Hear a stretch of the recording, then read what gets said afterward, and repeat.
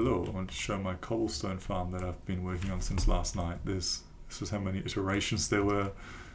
The initial design was over here where it was being pushed in from the side, but then if it ever was, the timing was wrong, the top of the cobblestone would get here under the TNT and it would do weird things and could potentially break the farm. So then I realized I need to have the cobblestone and then the TNT falling next to the stone like that.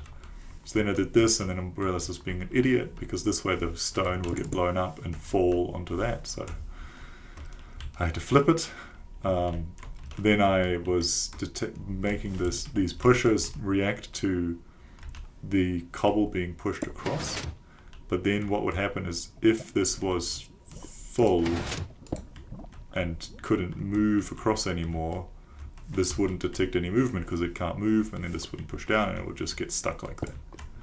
So then this was the last issue I had. So only this last iteration has it fixed. So in the last iteration, the down pushers are actually hooked up to the clock, and the clock is just these 4 droppers facing into each other, and this item goes around in circles, and every time it comes past, these detect it and trigger.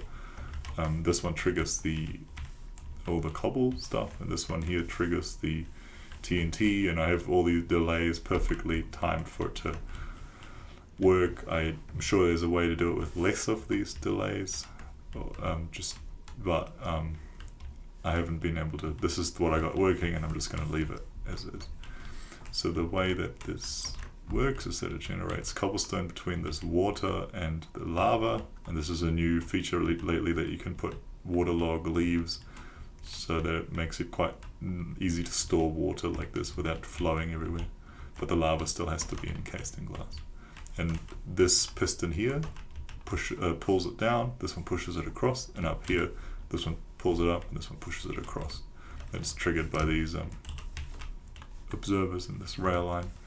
I've had to put these furnaces here so that if this is full, this piston can't push it up because furnaces are removable, and then the same thing on the other side, especially because there's the rail down here which is part of the signal. Like if this were to push down, it would break.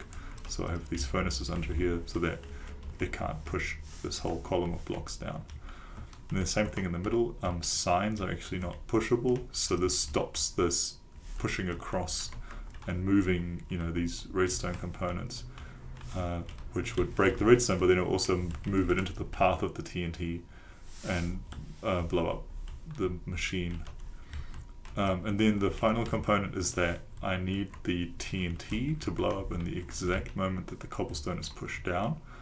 Otherwise, the blast resistance of the cobblestone is higher. So blocks in Minecraft have a blast resistance, so stone is a higher one than, say, glass. And while it's being pushed, it actually loses it, which means I can blow up more stone. So otherwise, my TNT would be too slow to blow up all the stone being generated.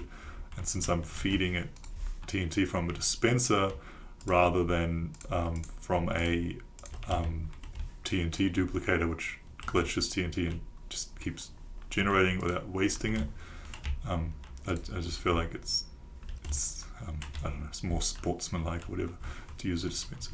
So I want to be efficient with how much stone each TNT blows up. Yeah, so that's how it works. I'll turn it on. And I had issues with the other iterations breaking every time I turn it on or off, but this one is reliable. So here you can see how it blows up a lot of stone, because if you watch carefully, it's the exact moment that it's being pushed that it blows up.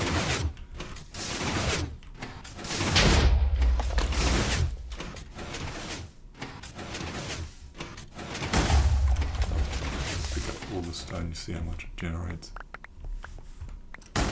It's quite quick.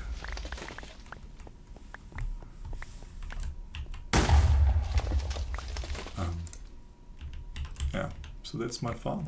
It took me probably 3-4 hours to design. I'm pretty happy with it.